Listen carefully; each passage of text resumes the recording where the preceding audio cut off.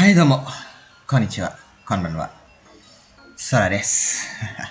はい、久しぶりですね。はい、久しぶりだね。2週間経ちましたね。はい、前回のビデオから2週間が経過しましたが、今度は別のビデオを公開します。解説動画は、バンプ2の新カードについて話しましょう。はい。久しぶりですね、皆さん。はい。久しぶりですね。はい。It's been a long time. It's been a very long time. So, it's been 2 weeks. I've not made any Shadowverse video. And not gonna lie that I also have not been playing Shadowverse for 2 weeks. Somehow, the time has flew so fast that we already reached mini-expansion for Resurgent Legends for this pack, for this expansion. So, yeah. And for some reason, all Bloodcraft has been revealed.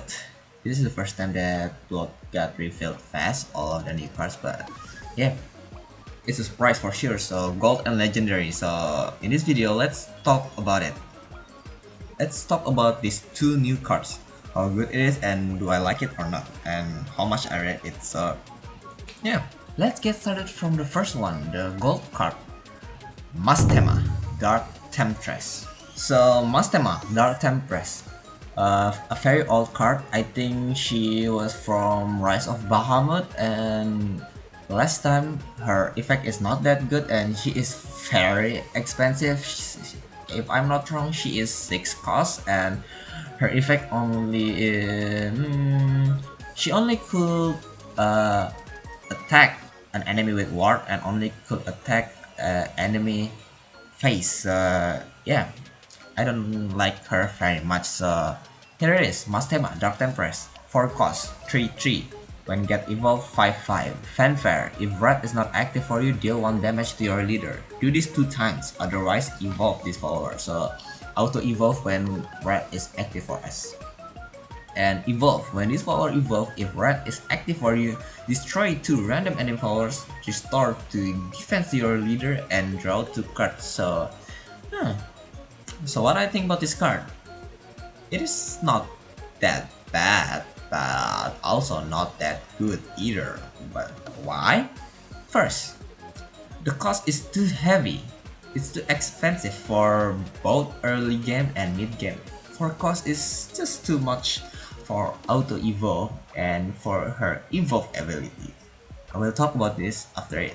So second, I think the auto evolve is very useless early game. It's really useless because we couldn't use it because Rat is not active for us, right? So Rat gameplay style is to activate Rat ASAP by turn 4, while this card could only be auto evolve when Rat has already active already. So if Rat is not active for us, she wouldn't evolve. So let's just say that turn 4, we just activate Rat with this card, she wouldn't evolve. She wouldn't. But if we already have Rat, so she would auto evolve. So let's calculate. So by turn 1, 1 damage to ourselves, 1 for 7, and then turn 2, 2 damage, 3 for 7, and then turn 4, 2 damage, 5 for 7. And then turn 4, 2 damage for 7 for 7. So it means Red is active for us by turn 4. So it means Red is active for us on turn 4. So while this card unevolved effect only could deal 1 damage twice and it costs 4, and she wouldn't evolve because Red hasn't been active. So what I think about this auto evolve effect, it is useless. It is very useless in early game but good for mid game. But again, the cost is just too expensive for mid game, and I rather collect all of the OTK combo pieces rather than use her. And the third one is this card is good when going second. And at the end, again, at the end, we will use evolve point to evolve her just to activate her evolve abilities. So the auto evolve is very useless, right? Because at the end, we're just gonna be using EP to evolve her. So yeah, like what I said, early, the auto evolve is very useless early because in the end, we will gonna use EP anyway if we are going second to evolve her and to use her evolve abilities. Yep, useless early game. The auto evolve is just useless. Like I said, the auto evolve is just useless anyway for early game. And the last one is the evolve effect is good for draw and heal and also destroy 2 random followers. That's good, that's good. So I think this is the only good thing about this card. But again, only good at mid game. But then again, she costs too expensive for mid game. And then again, for mid game, I'd rather already collecting my combo piece rather than use her. People might say like, well, we can use her on turn 5. But I'd say no. I would say no. I'd rather play Enchanting Rhapsody to put Devilish Diva. Devilish Diva is one of our OTK combo piece. She is very important. But then again, people might say, well then turn 6, but I say no. I would say no. I'd rather play the twins, because they are our combo piece too. They are very good, pretty good for Red Blood. And why I do this step? Because like I said, this is our OTK plan. Red Blood could OTK on turn 7 with this combo. Devilish Diva, Head on, Guard that for 20 damage, easy. Plus the twin, 25 damage, easy. Okay, so do I like this card? So. Not that I like it, and not that I hate it. What do I think about this card? Early game, useless, pretty useless. If you're not going second. If we're not going second, going first, she is pretty useless. Going second, she's good. And mid game, she's pretty useless, like I said, because I rather collecting my combo piece. But again, she's good to clear enemy board and good to draw our combo piece if we still haven't got our combo piece. So how do I rate this card? Overall B, but her evolve effect is pretty good, so I'll give her A just for her evolve effect. Overall, still B. This card is just useless for anyone going first. Very useless. And now, on to the second card, the legendary card, the card that we have been waiting for, Nahato, Blood Huntress. So it's been a long time for Nahato. So she was coming from Chrono Genesis, if I'm not wrong, and she was a red support, but now she is under 10 blood support.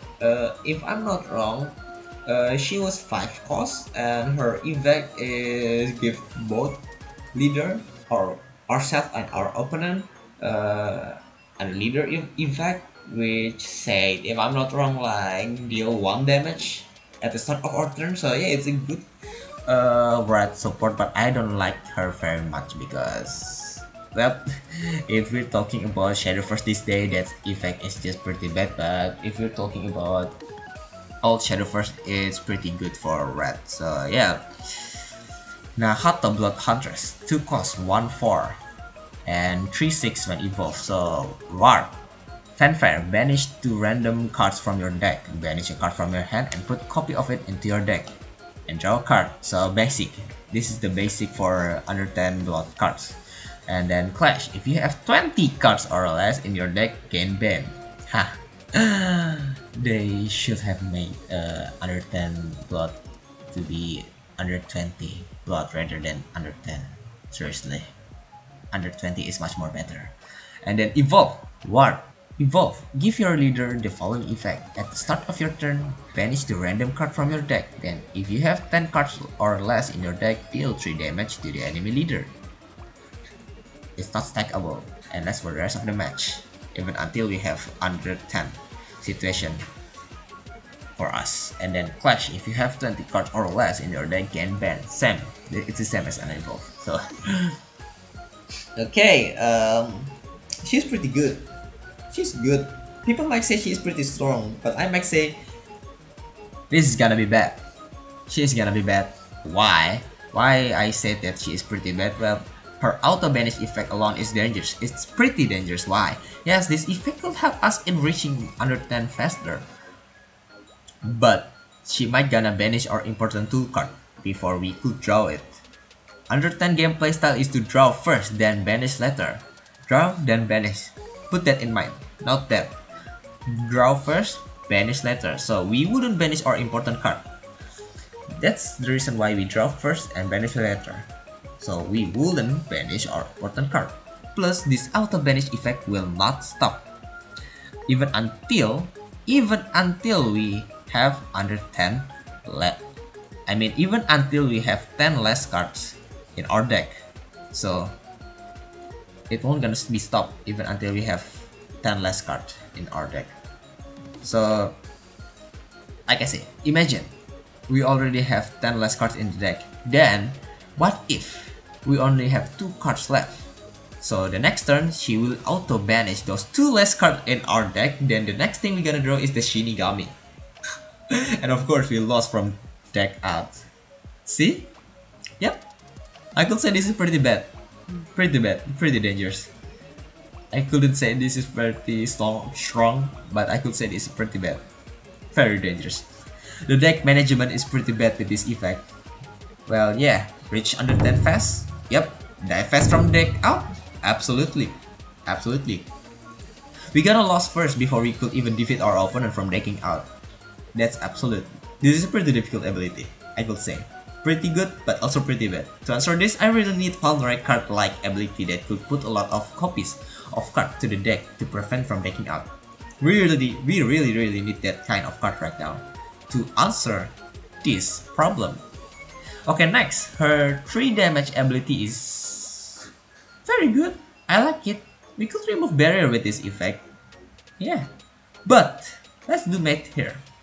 Let's do math. But first I want to say this. This won't gonna be enough. Why? That's the math start.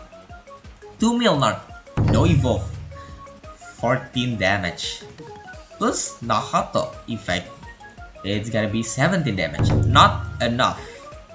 3 damage for OTK. 3 more damage for OTK. And then again, 2 Milnard with 1 evolve. 17 damage. Plus Nahato effect. 19 damage. Not enough 1 damage. OTK fail. So yeah, that's what I want to say. Do you guys realize it?